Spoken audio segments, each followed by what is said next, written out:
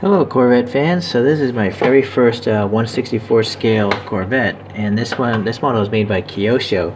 It's a C6R, meaning the sixth generation Corvette, and is specifically made for endurance racing. So think like the Le Mans series, Le Mans in France, as well as the American Le Mans series. It's basically the successor to the C5R, which is a pretty successful race car as well. Okay, so this car, what makes it a little different than the C5R, it was actually developed at the same time as the road-going sixth generation Corvette. So some of the advantages from the race car ended up in the Z06 road car. The most logical advantage would be the fixed headlights, because it's better to have those fixed into the bodywork for aerodynamic reasons.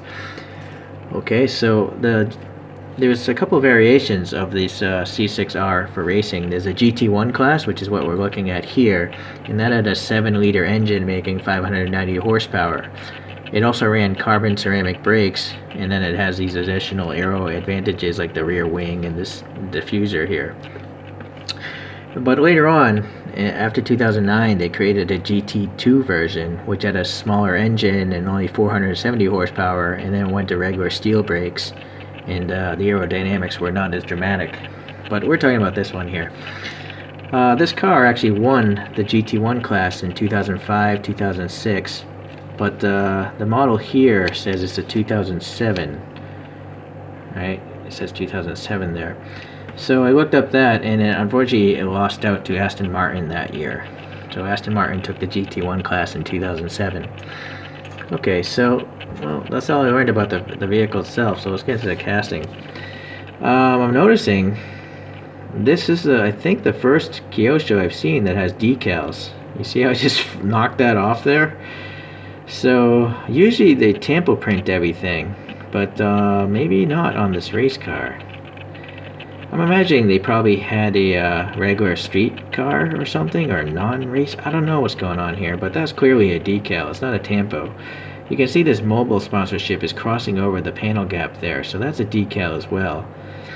So this is a reason why I don't like decals, because eventually they turn brittle and they just flake off like that. So that's too bad. That is too bad. It would have been nice to be a tampo print, so long term it would last forever. That's too bad. It also looks like here there's an air gap here for this Michelin decal, so you gotta be really careful if you buy this model. You really don't want to touch it like I'm doing. So by the end of this review, there might be a lot more sponsorship missing and on the ground here. Okay, well anyways, looking at these details, they are pretty nice. I think these black dots are like LEDs that light up at night, you know, as it's entering or exiting the pit lane area. The wheels are really nice, you know, nice crisp definition, nice, really thin spokes actually. But like most Kyosho blisters, they don't have a brake system, and they never have paint in their mirrors on the blister pack ones. It does have molded windows. It does seem to have some sort of detail here. This opens up on the real car. Okay, so that's pretty good. Alright, let's go around to the back here. Really thick plastic lenses here. They look really good. And the graphics are nice again, but they're just decals, so I'm afraid to touch them. So that's too bad. Okay, a little black here with that. I don't know if that's a vent on the racing car.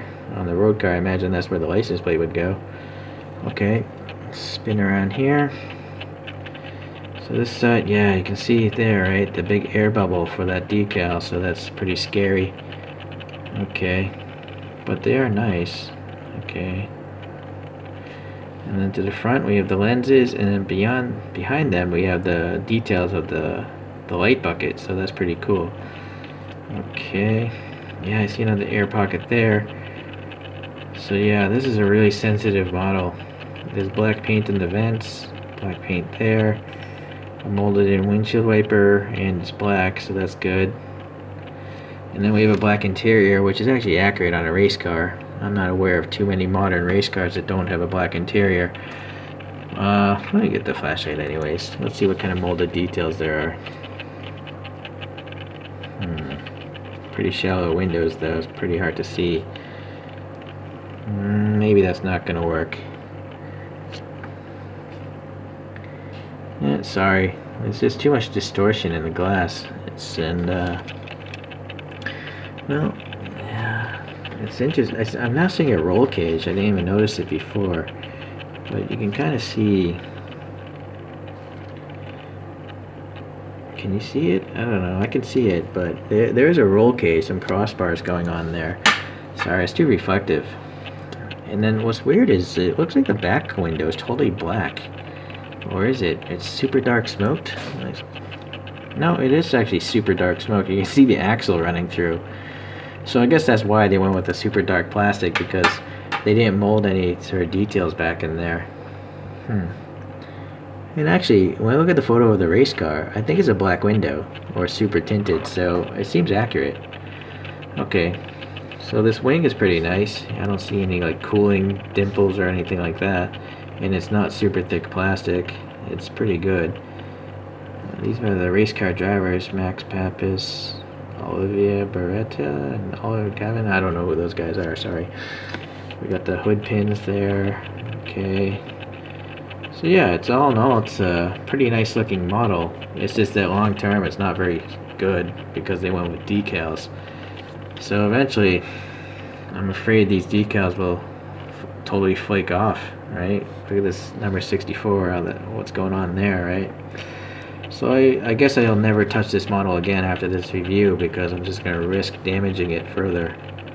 Okay, well anyways, let's put it up on the stand here. And then, so I don't really have many other Corvettes, but I do coincidentally have the car that beat this in 2007.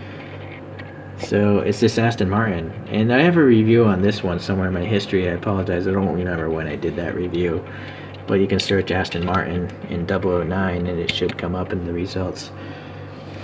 Okay, so right there is a 1/64 scale competition that happened in the real history back in 2007.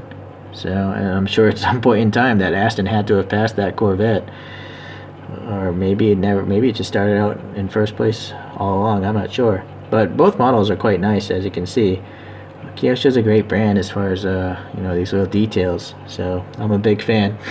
Okay, well, if you are a racing fan, this video was for you guys, and we'll see you guys in the next review. Bye.